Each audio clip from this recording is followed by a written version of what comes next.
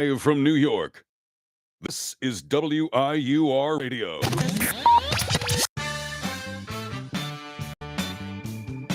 What's up, fight fans? Welcome to Octagon Antics. This is the first episode of our show. So we got a special one in for you. We're covering the past two events. So UFC Paris and UFC Noche.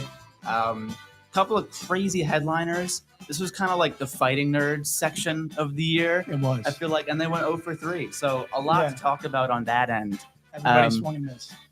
My name is Luca Bagliani. I'm joined with my co-host, Joe Gierer. Yes, sir.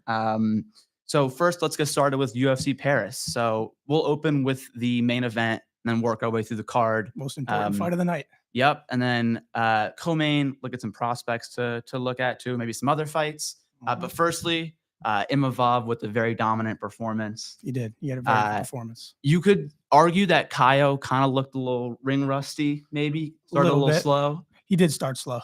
Those early rounds were all Imavov. Yeah, I mean, going back to, because Kyle's very familiar with the 5-round setting, he came out relatively slow against Cannonier as well, but it seemed that Imavov was more in control.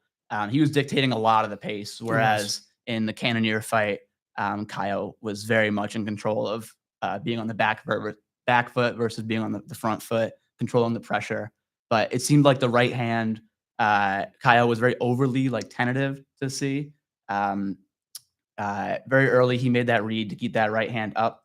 And then going into the fight later, Imavov made that adjustment and started getting the body work in a little more, which was really scoring well. Yeah. Kaio had some visible reactions to that, and the crowd popped when you got that body work in. But overall, Nasruddin's offense is really stifling a lot of high-level fighters. I know. He's had a really good he's had a good go at things recently, we'll say. Knocking out Adesanya in round 2. That was a big one. I mean, you can argue that Dricus du Plessis versus Adesanya was one of the best versions of Izzy. He looked really good on the front looked great. Foot, he looked great that whole fight. And Izzy looked great, just as good in the Imavov fight, but just got put out.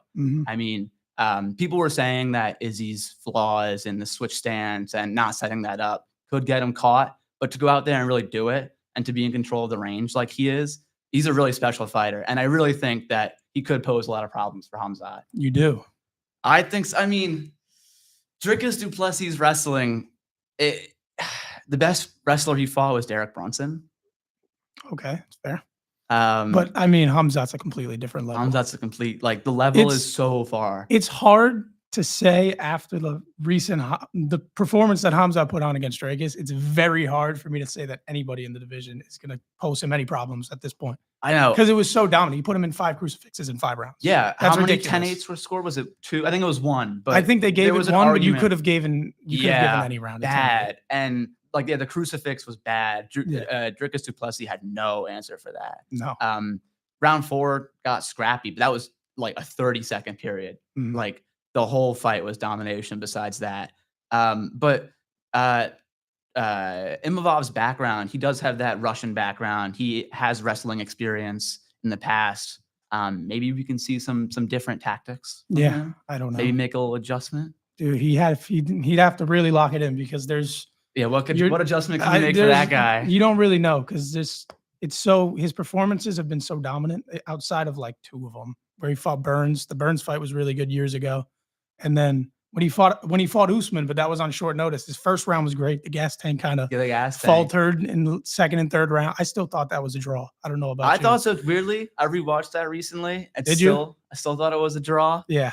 Watching that live, I was convinced Usman got robbed. Yeah, so was I. Oh, and then Volkanovski after. Awful night. I just remember looking at, I know we're going a little off topic, but I remember going into the Khamzat and Whitaker fight. I thought that it would be I was really looking forward to it. And then he just ragdolled him. I was like, and it's always shocking. And there's always some type of justification you can make in your head, Whitaker can he's fast enough to pivot out and maybe not be there for that second.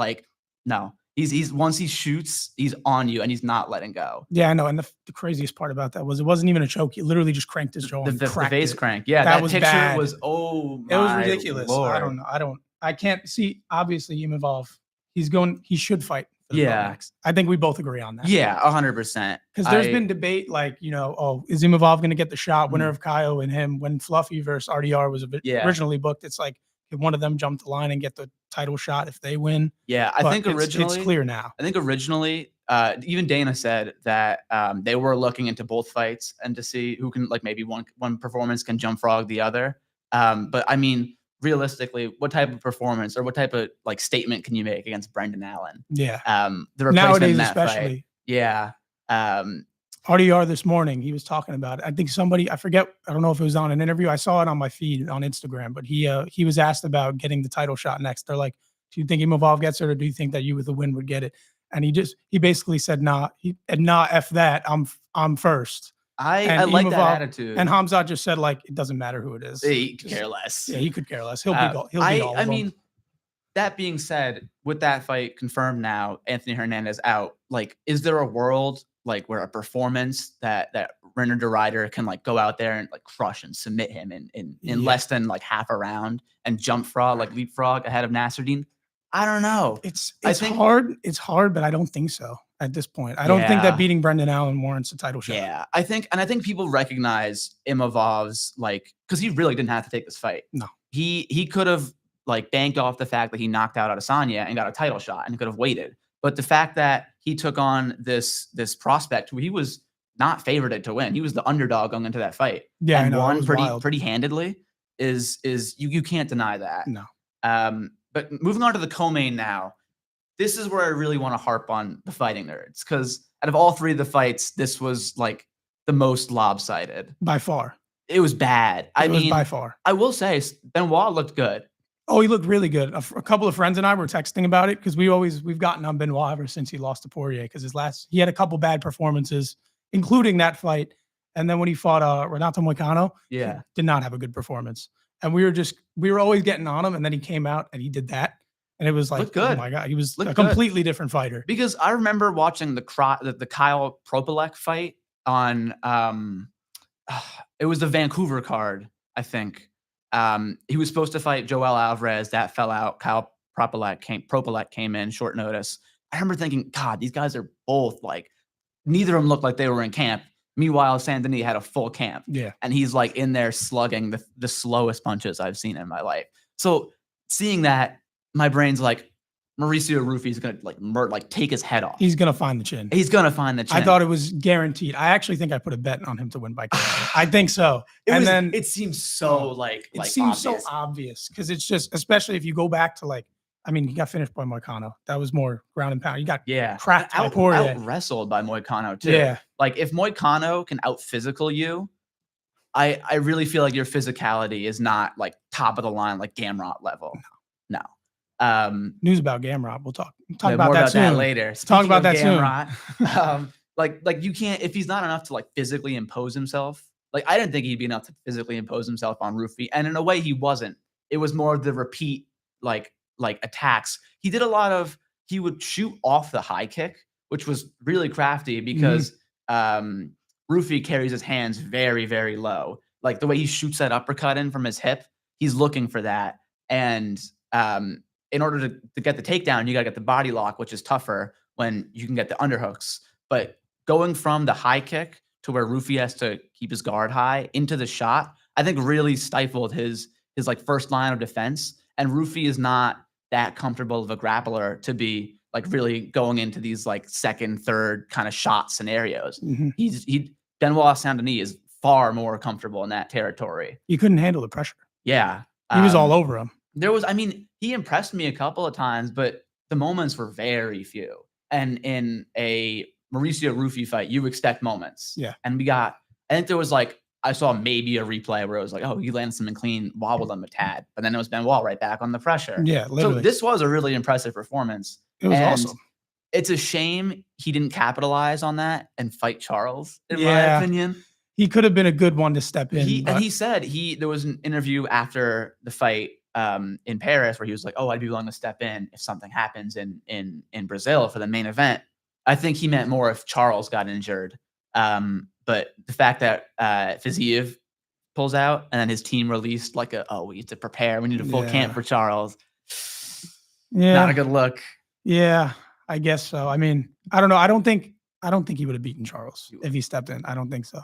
I was a little worried though, if we're talking about Charles real quick. I was a little worried when he was fighting Fiziev I just like because Fiziev. I do too, but also it's just you just got knocked out like 3 No, months ago. I know That's such you a could quick argue. You could turnaround. argue his new fight is potentially safer, Yeah, oh, maybe. by far. But I mean, I would argue that Gamrot maybe imposes more of a risk. I think there's a bigger world where Charles can handedly beat Fiziev. Maybe get him against the fence, the clinch. Fiziev is very nice in the clinch, but I think he can get out physicaled. I mean, Justin Gaethje kind of handled him a little bit in the clinch. Twice. Yeah, twice. But he has looked good. I thought his fight against Ignacio Bahamondes was good. It was. But it's a shame to see him out because he's struggled with injuries. He had that ACL tear that kept him out for a while. His first fight back off the ACL tear was a short notice fight against Gaethje. Yeah, So respect. And that's got to get you in a lot of good respect. graces. Yeah, especially I was surprised when they announced this fight, Fiziev versus Oliveira, because I was like, that's a pretty high jump in the rankings. But if you think about it, Fiziev took on Gaethje, who was I think 5 in the lightweight division, short notice. Took on a prospect, big prospect, Bahamondes, who just came off a big win over Jalen Turner. Yep. That's an easy win for him. I think that was a 30-27. You got to give him something good. You got to give him a decent jump up in the rankings after taking on a guy super high up, short notice, and handedly beating a prospect. And if we're being honest, there's no better time to fight Charles Oliveira than right now. Yeah. Because it's such a fast turnaround. It's a crazy turnaround. It's such a fast turnaround. Being knocked out like that, By it was the Ilya first shot too. Like bad. Yeah. And Ilya's just something. the fact He's that so good. that Charles is returning before Ilya, before we even get Ilya fight news, I is know. crazy. That's insane to me. Like we shouldn't even be thinking about this right now. No. We don't have to talk about Ilya's next defense right now. We don't have to. But I will say, now We'll get to that fight later in the show. got booked. Later down the line. There was a stat that nobody in the lightweight rankings was booked. In that brief moment where the fight wasn't booked, there was no replacement for Charles Oliveira, and it's weird because we've been going from this is Islam holding up the division to who's next for Ilya? We got a lot of options. Yeah. So 55 is wide open. Yeah. And I think realistically, if either guy goes out to Rio and makes a statement, they could be fighting for the title. They could be, yeah. Justified too. Let's get back to UFC Paris. Yeah, we've gone so far in the future. We went off on a tangent there a little bit. A couple other prospects I liked on the night's card. It's good to see Modestas Bukauskas get back in the UFC after that crazy injury. And he's looked good, man. He's always been in great shape. And the karate, I say what you want to say about the Ion Cutelaba fight, but the karate style is good at 205. These guys are not quick enough. Like people say, 205ers are just undisciplined, 205ers are just undisciplined 185ers. These guys are just slow. And the karate style, the in and out that he has for a guy that big, it poses a lot of problems. And I think he's a fight or two away from getting in the rankings. And I mean, it was a good performance against Paul Craig. Say what you want about Paul Craig, but finishing him on the ground, it's got to mean something. I mean, that finish was nasty. It was. It came out of nowhere. I didn't think it was going to happen that quickly. Yeah, and it was oh, is he going to get up? Oh no, he's seriously that elbow. And they show the replay. I was like, whoa, he loaded up into that elbow. It was an impressive finish, and he looked good on the stand up too. Mm-hmm. Also, Mason Jones. That fight was great. And he's been in a couple scraps. Last fight with Jeremy Stevens. Yeah, that was a great fight too. Great fight. Awesome. And it was an old dog, Jeremy Stevens. Yeah. Love that. In Iowa too. That was a great card. Awesome. But he looked really good. He has losses to Mike Davis and Ludovic Klein, which are these are very high level fighters. Mm-hmm. I'd like to see him maybe fighting for the rankings in 2 or 3 fights. I think he's close. I think he's really close. I think he's very his activity is received and people notice it, and he puts on bangers. Yeah, great. And fights. getting dropped like that in the first. Yeah, he got dropped early. Bad. I thought it was over. But Yogi is a really strong dude. Yeah. Freakishly strong. He cracked him. Yeah. And to weather that storm, that's not Jeremy Stevens, 40-year-old Jeremy Stevens winging an overhand at you. No. That's a prime athlete. Mm-hmm. And that composure, hey, I think he can make a serious dent in the ranks. I think he can get maybe around 10, maybe pushed above the top 10. Maybe. We'll have to see. Axel Souza versus Reese McGee was also a pretty good prospect fight. Reese McGee, the UFC love to prop up. I've heard his name all over the place. I was part of me was like hate watching because I think it was Bisping right away. Oh, Reese McGee is the Conor McGregor style. Mhm. Oh, because he's Irish. Okay, but Yeah, that's it. I heard of Axel Souza in his like prospect career. I did not. So I I hadn't seen him before. I heard that he was going to get signed, and then because this was a short notice fight for him, they just signed him to the fight, and it was very, very short notice for him. He Mhm. fights at 155, Reese McGee at 170. Carries a bit of that lighter man skill, some would say. But look, both men look really, really good on the feet. I am normally not the biggest fan of Reese McGee's stand-up. I feel um, like the hype he gets and like the comps to Connor is very much not warranted. But I mean, both men look good. The body work was really, really crisp from Souza. That's what finished it, right? Yeah. That third round, he really made that adjustment, started really investing into the body, and his boxing was crisp. Like, I wrote that I think you should maybe think about staying at 170 because he took shots well from Reese McGee, who carries power at 170. And I mean, you never know if like he carries a big frame. Reese McGee's big, so it's like hard to compare him frame wise. But I think his frame carries over to 170. He could fight at 155, but we've been seeing a trend of the smaller guys moving up in weight classes and doing Mhm. well. Yeah. Also, William Gomes, you know a fight's going to decision when you see him on the card. I like when it was the prelims were 7 finishes in a row. The main card opener is William Gomes. Oh, you just know, bro. You're in for a stinker. Yeah. The dude he fought was good though. Robert Ruchella, I think his name was. He's Polish. 11-1 now. I think he was undefeated going into it. So an actual prospect. It was a high level fight, but just neither guy really like dictating the pace. And it was a lot of like back and forth via who's on pressure and who's like getting off on the power shots. Did kind of slow the momentum of a really, really fun card. Well, when you have 7 straight finishes to open the card, you definitely don't want any fight to go to decision at I know, that you don't point. want to be that guy. No, you don't want to Especially be that in, guy like, as a fighter. especially being the Frenchman in France. Like you want to carry that momentum. And I feel Yeah. like they've come to him a lot for those French cards. They go yearly. And it's crazy because he fights last year, he fought on UFC France in the Moicano card, the Moicano versus Saint-Denis card, fights in the Apex. Now he's back in UFC Paris. It seems like he's just like inserted into this moment. And Yeah. the UFC wants him to have this moment where he gets a big finish and the crowd pops Didn't do and it. you can make a marketable moment off of it, but never happens. Mm-mm. Nope. I think they place high expectations on him because him and another prospect, Omar Sy, both got really, really good reception from the crowd, and they take notice of that. The UFC definitely wants to market stars.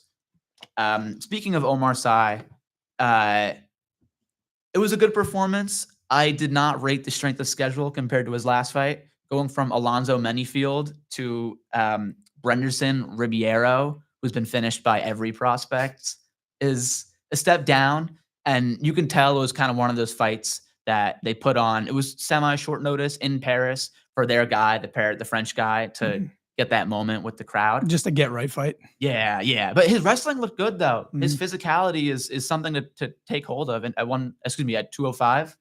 And then a couple more. Ante Delija, the heavyweight, just finished Marcin Tybura. Starched him. Dude. Starched him. You don't see that. Starched who him, who dude. does that to Tybura? Yeah, I know. Besides Tom Aspinall, His teammate. Yeah. And then what do they do when they get to the championship level? Are we going to see another like Aljamain Sterling and Marab I don't know. at heavyweight? I hope not. He got booked right away though. I know. Performance. So Big new events against Waldo Cortez Acosta, co-maining. I think it's an Apex fight. I know the main event is Steve Garcia versus David Onama. That will be on November 1st. Co-main Waldo Cortez versus Ante Delija. Another good fight. And I respect them. Like, they give him a shot at number 7 in the rankings at heavyweight and then staying up there. It's not like he had to fight back, which a lot of these guys who like look at Pitbull. I understand he lost against Zaire, but he had to fight back in the rankings after that. And now if you look at especially Patchy Mix, big prospect, fought Mario Bautista, who's pretty high in the rankings. Now he's fighting an unranked big win debut. streak too. Yeah. So seeing that matchmaking was surprising to me. And then lastly, Not surprising to me. It was a good thing. I like seeing Ante DeLeha in good comp situations. But then Sam Patterson continues to finish fights. This was what 6'3" versus 6'2" at like 145. It's something crazy. I was like, who are these dudes? These are like twigs on my screen. Yeah. But Sam Patterson's finished 4 straight fights in the first round. and He Sam hasn't seen a Patterson second round in the UFC. finishing Danny Barlow. I think he was like a plus 500 in that. I think it was worse. I think I saw that today. I think it was plus 1,000. That's insane. Something I remember crazy. that fight. I'm like, who is this minus 800 getting starched in a round? But Yeah. Sam Patterson's the real deal. Like finishing fighters that haven't been finished before and who are like not equal prospects, but decent prospects at that division is impressive. And he's leaving behind a mark. So I'd like to see him fight better comp. I do think he could see a little bit of a test before he tries to attack the rankings. But you get the fans on your side if You you're do get the finishing fan- fights in I think if the you're- first round every time you go out. and if you're active too doing that, fans will love you. I mean, think about going on like that activity. Think about the perspective of Marab. Like he becomes a champion. Everyone loves Sean O'Malley because he's a cool style. Takes him out, but he just fights so much that like Yeah, he's you already can't onto argue with him. He's onto his 3rd defense in a This month. is crazy. Not in a month. That's in what, 2 weeks? That's soon, yeah. That's in like 2 and weeks. it's crazy to me that he's like fine with being a co-main. Like he's like, I just Yeah. want to fight. Yeah. And he's like, I want to fight in December too. I want to fight Corey Sandhagen, who's not an easy Not an fight. easy fight. Not an And easy fight looks for anyone. Very good. And then against- says, "Yeah, I just want to fight Yeah. Peter Yan after that." Like, yeah, that's nuts. casually, no He's biggie. nuts. I Like love Peter Farah. Yan isn't also going crazy right now. Yeah. But last fight I want to talk about on UFC Paris was Andreas Gustafsson versus Renat Fakhretdinov. This fight was crazy because the odds, like I think, swapped 3 times. I think when they first booked this fight, Fakhretdinov was the favorite, and then like leading into fight week, Gustafsson was the favorite, and then going into fight night, it swapped back to Fakhretdinov, and which was odd to me. Like, oh, I don't know, maybe something happened, but it speaks to Andreas Gustafsson as a prospect because you go from Chaos Williams to Fakhretdinov, Fakhretdinov beat Carlos Leal, has good wins, Yeah.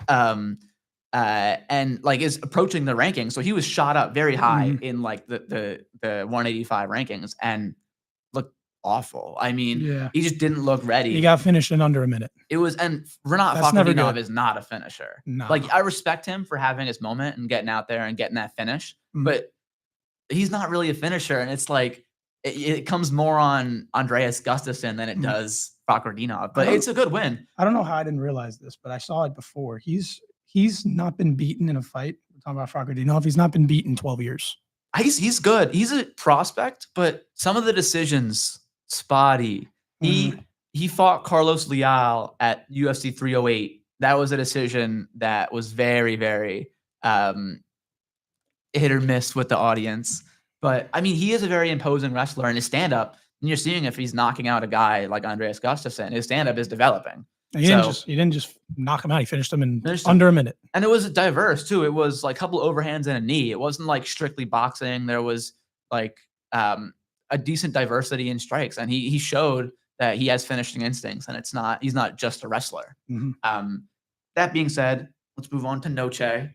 Most recent card. Most recent card, my guy Diego Lopez fought my other guy John Silva. My real guy. That's my man. We both had the same shirt of John Silva, by the way. I was so bought in on John Silva. I was ready for him to win.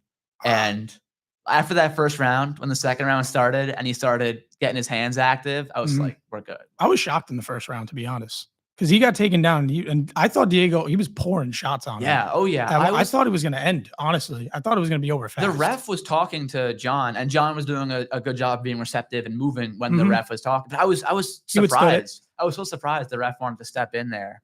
But yeah, so it was a crazy, crazy fight. There might have been the craziest 2 rounds I've watched live. Second round was great. Second round was nuts. But what got John on the ground so quick, he has all this like crazy spinning stuff. I think he threw like a spinning high kick and then a couple spinning elbows, in which Diego just took the back.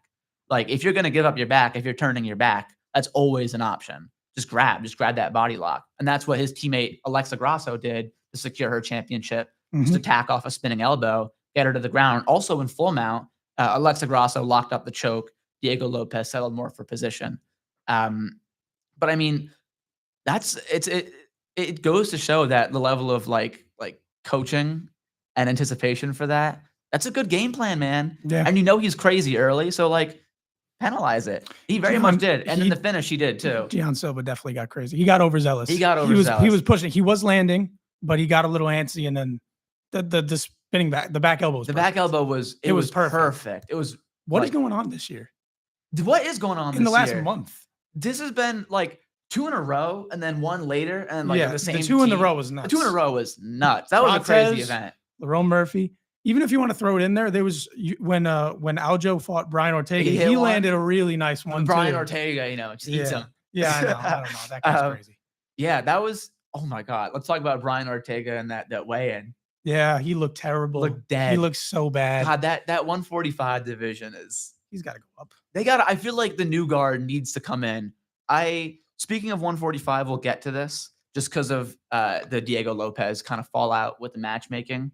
I really feel like the new blood needs to come in. I want to see one more Volk fight. I want to see him retire. I think he can beat Lerone Murphy, get his hand raised one more time, maybe in Australia, retire. Because he's got other things now. He got Cooking with Volk. He's in movies. He's in the Street Fighter movie. Did you see that? Yeah. I love that. I know. And he's great charisma. So he'd be perfect in any type of like role. The other like show that. I do hear is about WWE, and there's a few wrestlers in there that are also in that movie. So I love that. I love when they like go to the source. I know. I love that from the production of. We might as well talk Street about the Fighter. 145 title picture now. Yeah. That we brought up the fight. Now that we brought up the fight, Because I think you and I have different opinions. I don't know if you can book a rematch. I don't think so either. I don't think so. I don't think so either. I think he needs one more. Who do you think should be next? If you were booking it right now. I just think you do. I think you do Murphy, because think about the position Murphy was in going into 319. That was a very short notice fight. They didn't announce the co-main of that until like 2 weeks before the fight. And that got put together. I think Lerone Murphy said it was a 4-week camp for him. It had to have been because Mozart pulled out late. And then Pico, that only extended Pico's camp. So Pico was in great shape. Now is in the most incredible shape of his life. And he didn't look bad. He looked good. His he boxing didn't look looked bad. real good. He just got caught. Yeah. And Lerone Murphy was circling a lot out to his left. So he was trying to, Pico was trying to take that big sidestep to like meet him there. And Lerone Murphy just having no part of that. Just made that. Lerone Murphy's another guy who's not a finisher. I think, but yeah, him being in a position where this was a very short notice fight for him against a prospect that they were hyping up big time.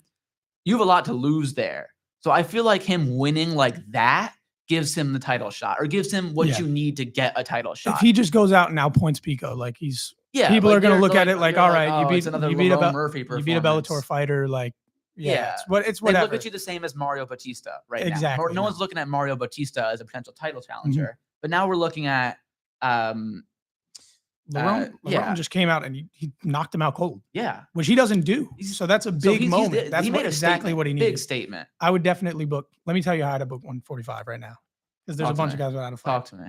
So we both agree. Volk should fight Lerone Murphy. Yeah. Later in the year, we'll say. That would be my title fight. Outside of that, I think I'd want for Diego Lopez now. Diego Lopez wanted to fight Oliveira. Did you see that? I did see that. I don't know if they booked that. They didn't know. They booked Gamrot. Oh, yeah. I don't even think they would think about that. They booked Gamrot. But Diego Lopez, I would book against Mofsar again for another contender fight. I like that rematch. And it's perfect because it's 1 and 2 right now in the division. Exactly. I think Mofsar still has the number 1 at 145. They had a good fight when they fought the first time. Diego, that was his debut. Debut on, what was it, 3 days notice? Something crazy like that. Yeah. And, really close submissions, had him hurt at one point early in the fight. I will say, what do you want to do with Yair Rodriguez, who really wants a title shot? I kind of want to book it. We'll say there's 4 guys right now that I would book. I would book Gian Silva to fight Arnold Allen. Like that. And I would book, I don't know when he's going to be healthy, but I would want to book Yair against Aljo. I like that too. I feel like that all makes sense. And realistically, like that's not going to be a popular fight, the Aljo versus Rodriguez but it fight. Makes sense. But it's a great fight for whoever wins. You can be like, all right, you can get a shot at the interim title now that I imagine Volk retires in this world. I think they are trying to set up, like, I think the UFC wants Rodriguez versus Diego Lopez. They do. Just because of how like the beef. They hate each Was other. that 315? I don't remember It exactly. was but yeah. Miami. I just don't remember the number. I don't remember the number, but they hated each other. That press conference, they were going at each other. And it was so spontaneous too. It wasn't like something that was it UFC marketed. It was they just got into a fight on stage, like an actual fight on stage. And it's crazy that it didn't kind of blow up more, considering that Diego Lopez now has this great audience with headlining UFC Noche and the Hispanic and Brazilian audience that he has. I'm surprised also alongside Yair's American Mexican audience that didn't blow up more. There's a lot of like crossover there. I feel like I think the UFC still values that matchup. I think they want a future where they book that. I just think that if you were booking Diego Lopez against anybody right now, and Movsar just fell out of a fight that if he won, he's probably fighting for the title next. Yeah, just like Lerone Murphy is. So it's like there's no way you can justify Movsar versus you have one. You have Volk. one unbooked looking for a title shot. You have two that just got a big win looking for a title shot. I feel like it makes perfect sense to put them against one another, and then whoever loses or whoever wins, gets the title shot against the winner of Lerone and Volk. Easy. I feel like there's a lot of matchups that will just kind of figure everything out. Like, just let the fighters do the fighting. We can match make ads. We don't got to get into the politics of who's going to be who or who's that. If I'm booking the fights, that's my perfect world. Because me going into UFC Noche, I'm like, dude, give John the title shot already, man. Because even John himself was like, I don't see an opponent in front of me. this is just another step to my goal. I'm like, I'm bought in. I'm like, this is my guy. We're championship bound. But this adds a lot of shakeup. I feel like in a world where, let's say, John Silva went out and made a statement, that's the obvious contender. Yeah. Now we have a lot of options. But let's get back to Noche. Yeah, we got to run through everything.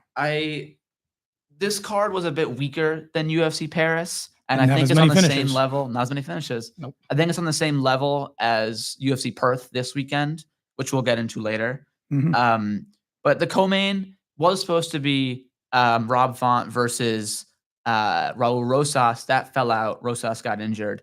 David Martinez steps in short notice, gets the win.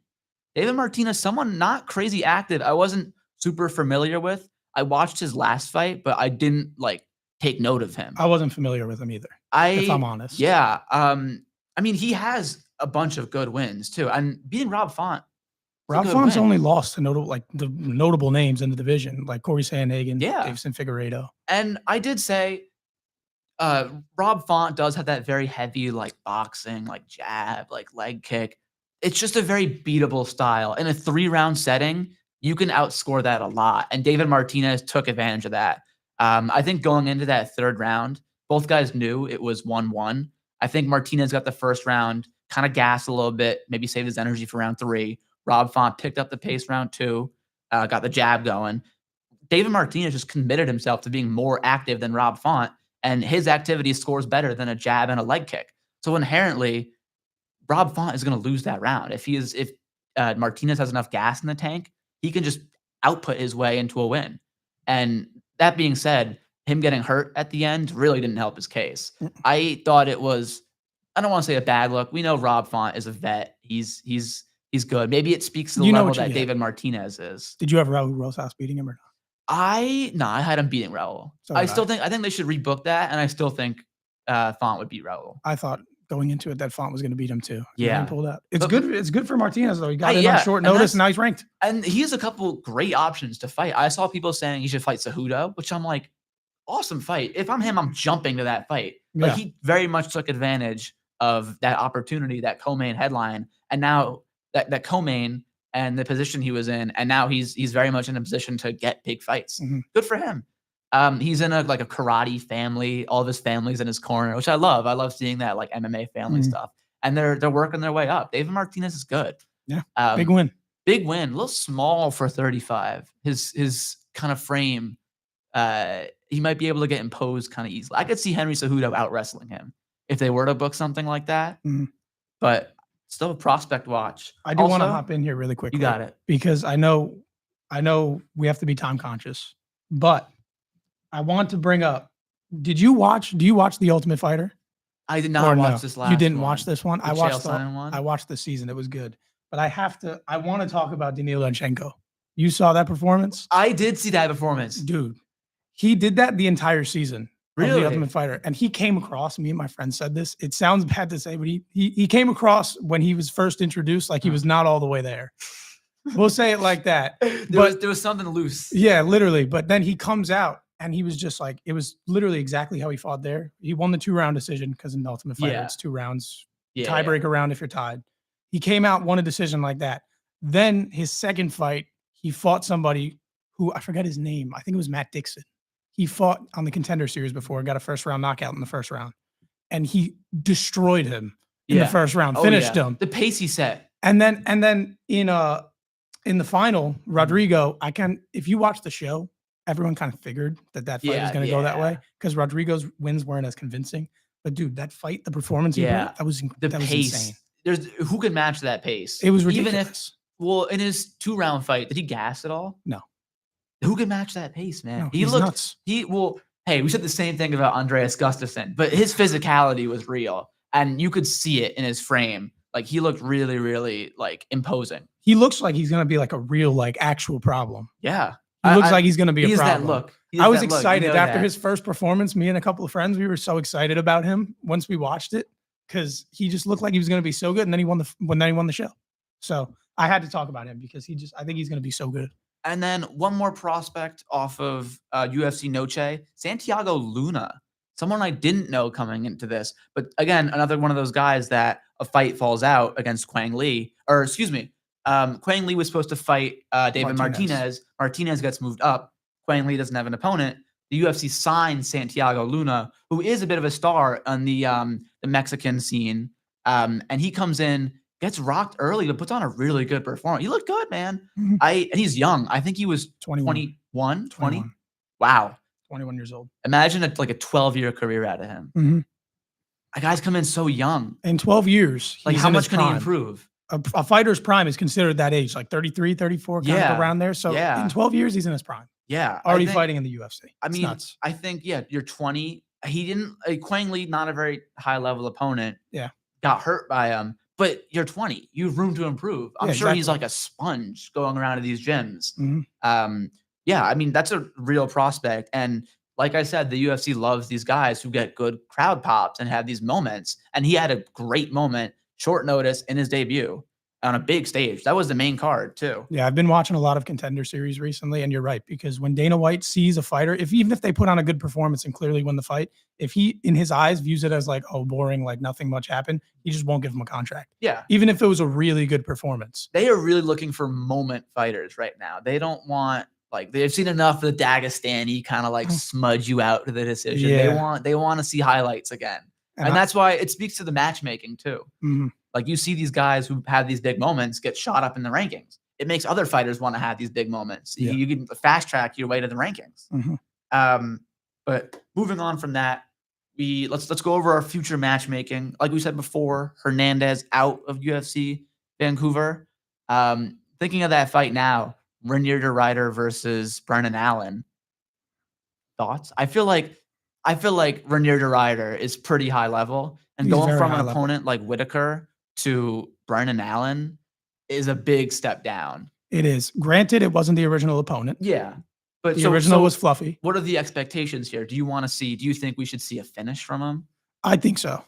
You I think- think so, especially against I Brendan hope Allen so. on short notice. And I rewatched Brendan Allen versus Anthony Hernandez, which is a fight that I was like, oh my God, this happened. That was on the Seattle card last year. I remember watching it, yeah. And Brendan Allen, the pace Anthony Hernandez set, granted, that's an Anthony Hernandez pace. That's like Yeah. a one-of-one thing at middleweight. Exactly. But Ragdoll Brendan things, Allen dude. looked really gassed. So this being a short notice fight, you got to wonder about his conditioning.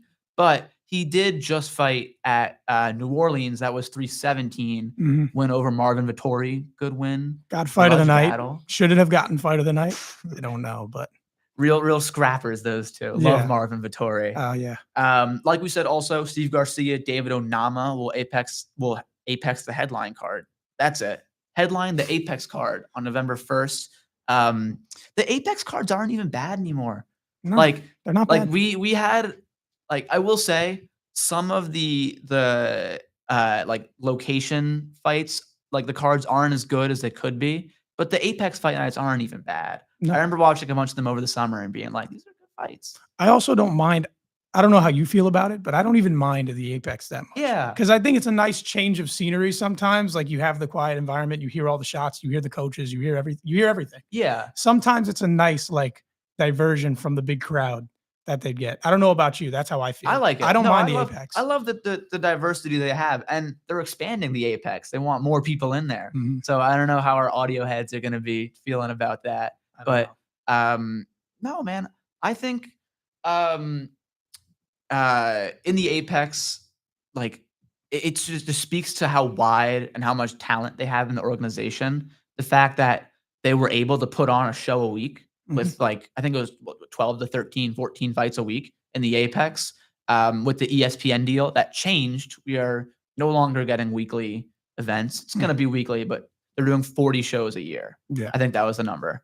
But that weekly format, we saw the worst of it. There were bad Apex There were some bad cards. ones. There were some bad ones. There were some bad ones. But I think there was a gigantic like talent like drop off after they were booking UFC 300 because they had a lot of big fights in the lead up to like 299, 298, so that there was hype garnering around 300, and they put all this talent into 300 that for the remaining like Apex cards, we were really left with the bare bones. Mhm. There was like I think it was like a year after, especially like looking at UFC 301. We don't normally see flyweights headlining, and especially with Marab co-maining UFC 320, you really don't see that a lot. So it speaks to the level of talent that maybe they didn't have at the moment. It does. Really quickly, before we dive into anything further or to predict the UFC Perth card coming up this weekend, I just want to mention WIUR Sports on Mixler is coming back this weekend. They're covering a soccer doubleheader on Saturday as Iona heads to Buffalo to face Canisius. The coverage begins at 11:30 a.m. Sorry, not 8:30. 11:30 a.m. with our new show, Gale's Game Day, before Iona women's soccer plays at 12 and men's soccer is at 3. That's only on WIUR Sports on Mixler. And also, not to toot my own horn, I hate to do this, but shout out to the first show of the week of 2025, which was Real Graps by me. I don't want to say that. I don't like saying that. Big round of applause. But I did that show again earlier today. If you guys want to go tune in, it's on the WIUR YouTube channel. So it's about WWE. So a little bit different combat there. That's more of a scripted combat. But you can check out that show every Tuesday at 1. That's me. I'll be here every Tuesday at 1. And without further ado, might as well go into the Perth card this weekend. Perth. Big headliner. Big headliner. Carlos Ulberg versus Dominic Reyes. The higher you go up in the rankings, I feel like the higher you go in weight, they carry more value. Because like you're seeing, like we just said, David Onama and Steve Garcia headline a fight. Those are 145, like rank, I think like 15 and 13. Yeah, headlining like keeping the rankings. But seeing rank, I think it's like 5 and 7 headlining in Perth is, I'm impressed. I think this is a good fight. It is a good fight. I'm a little scared of the output because neither of these guys are really output guys unless Dominic Reyes is like being like pressed a lot. It's still crazy that Dominic Reyes went like 4 years without winning. I'm glad we're back. I'm glad we're back. I remember when he beat Dustin Jacoby, when he finished him, I was watching it at my cousin's house. And when he got the finish, I was like, yes. I was like, thank God he's back. We needed this. Yeah. The Ryan Spann one's bad because like looking back at like Ryan Spann. Lost didn't age well. Bad. Didn't age well at all. But he's strung a few together now. Like, Finishes. he's looking good. And finishing Nikita Krylov the way he did, face down. Yeah. Very good finish. Hey, another moment like we were talking about. UFC Great moments. But besides that fight, prediction real quick. I'm doing my prediction. I bet Ulberg will win. I feel like his range will be a little bit too hard to work with for Reyes. I think Reyes works well with people crashing in, and Ulberg can fight more on the back foot. But we'll see. I don't expect a lot of high output. I expect a pitter-patter, maybe a close decision. We'll see. Yeah, I mean, prediction? Listen, if you guys watching this show, you're going to realize throughout the semester that Luca's more of the technical better, and I'm more of the better with the heart. I don't have much that goes into not much analysis unless it's real obvious. There's not much analysis that goes into my picks. So this weekend, obviously, I'm going for the old dog. I'm going for Dom Reyes. Love that. I think get him back in the title picture. It would be fun. Because I think like people aren't impressed with Ulberg as a prospect. So people would rather see like the comeback story. I feel like even the Australians are like, Dominic Reyes, mate. It's Dominic Reyes. Everybody But- likes Dom Reyes now. Yeah, everybody. But looking at the rest of this card, this is what I was talking about before with the location cards not really being up to par. They had this big main event, co-main, Jimmy Crute versus Ivan Erslan. Mhm. Ivan Erslan looked like one of the worst light heavyweights I've ever seen in his last fight with on the card. What's his name? Navajo Sterling. I just think that's a very low level co-main event. And I'm not sure if it could be Ramon Tavares versus Jack Jenkins. They haven't announced like An official co-main. official co-main, but Either way. regardless, Either way. yeah. It's I not mean, two names you Think about it. Aljamain Sterling was the co-main at China. Like, Yeah. what's stopping us from getting a high-level 5-round fight in Australia? Oh no. I agree. I was surprised because I saw a lot of fighters saying they want to fight down the stretch in this year. They want to get one more fight before 2025 ends. Mhm. And some of these cards, like the back ends, haven't been great. But I will say UFC Paris and UFC Noche, very solid. UFC Paris more so. Yeah. And then China was all right. Do you think there's any like Australian or like fighters from that region that aren't booked, like that could have easily been booked on this card? I don't know. I mean, they always go to the Tafa brothers, which is like we're kind of running out of this gimmick. We got one on this card. They booked Jonathan, what's his name, McLeif, who is McAuliffe, who is Against from Oban New Elliott. Zealand, I think. Against Oban Elliott, yeah. Yeah. Which, by the way, I want and to throw Colby in real Thickness. quickly. I want to throw in real quickly. Oban Elliott, his last fight against Song Young Ko. I don't remember how to pronounce it exactly yet, but Ko. I didn't know who he was. He was debuting, right? Yeah, he was debuting. I will say he looked good. He looked awesome. He looked good. He I was so good. surprised. He was high. Like you don't really like think of these guys coming from China as like high level wrestlers. Yeah. But he was very. And guy, he Oban was so Elliott good. is not a bad grappler. No, Oban Elliott's a solid grappler. no, He that was surprised me. handling I want to him. see him fight again I want to see. I'm excited for Oban because this he caught me weekend. way off guard. Oh, Ko or Oban? Well, both. I want to see Oban this weekend. I'd like to see him get a win. Yeah, Song but- Young Ko. I think his physicality was real. I think he can be good in that division. Mhm. But speaking of, we'll go back to Ramon Tavares versus Jack Jenkins. Odds are kind of crazy on this. I am looking at a Tavares underdog. Tavares is a good chin, and he's coming up from 135, so he carries that lighter man skill. Mhm. It's a real thing. It's a real thing. It's It's a a real real thing. It's a very real thing. It's a real thing, like heavier in the weight classes, like 70 going to 85, 85 going to 205, blah, blah, blah. But you see it even at like Ilya. Yeah. His lighter man skill is real. The way he caught Charles, he didn't even looks- see it. He looks so good. He looks so good. I mean, he is just. So I good. feel like we take any like chance to talk about Ilya. What do we? Tafaria. What do we? What, think what can you about, say? We'll just throw this in there real quickly because it's very not UFC on fight. topic. But Ilya Taporia wants to box Terrence Crawford. Dude, get that bag. Get Get that that- bag. I'm you like, would- go for it. What do we think? If do we think there's any I'm chance? sure Dana would never let him. No, he won't. let him. Never. Not after Connor.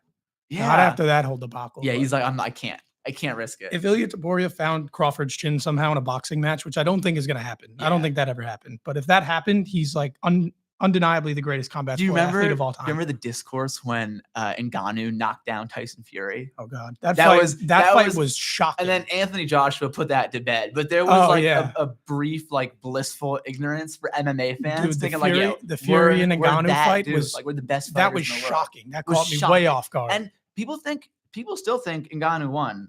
I like, thought so. There's now that kind of the Ngannou boxing saga is over. It's not talked about anymore. But that was a Yeah. close fight. It was. Whether or not Tyson Fury took it seriously, Tyson Fury. Yeah. So back to Ramon Tavares versus Jack Jenkins. We're running down on time. No more tangents. No more tangents. I plus 240 is good money. That's not the confirmed odds. That's just what's on ESPN at the moment. Mhm. But I like that. There were a couple underdogs I was looking at. Also, Jake Matthews versus Neil Magny. Jake Matthews on a roll too. Mhm. I thought that Jake Matthews looked really good in his last fight, and he's fighting with a new resurgence. I said, or excuse me, a new urgency.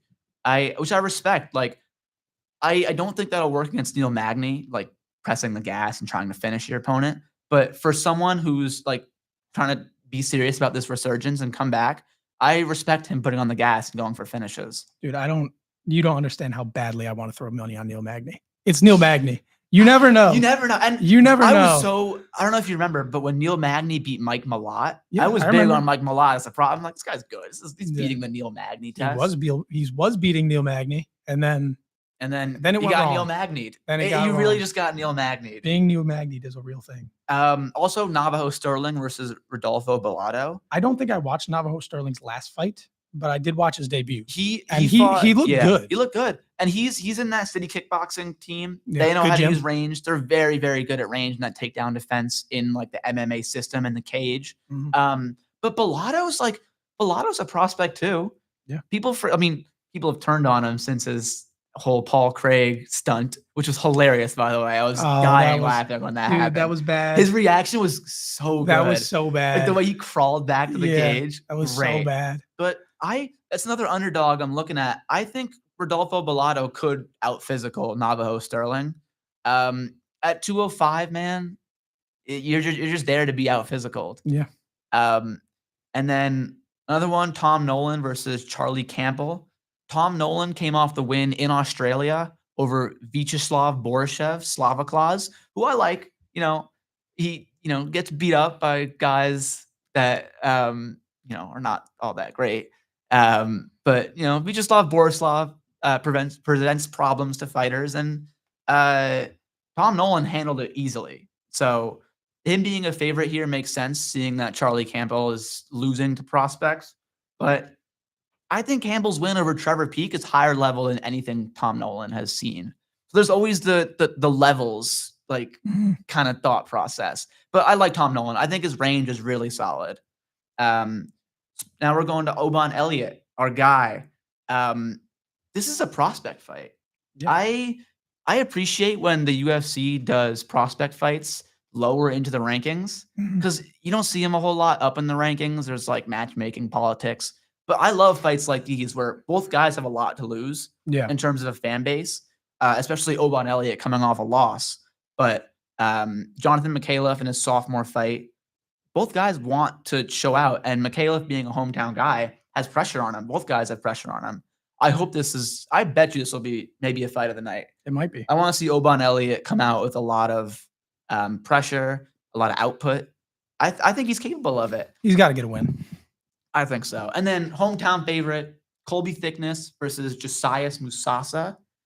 Josias Musasa took a big break after his first round loss to Carlos Vieira, which was another one of those like Danny Barlow, like I think his odds were minus 700, 800, something like that. A big knockout in round one that very much discourages fighters.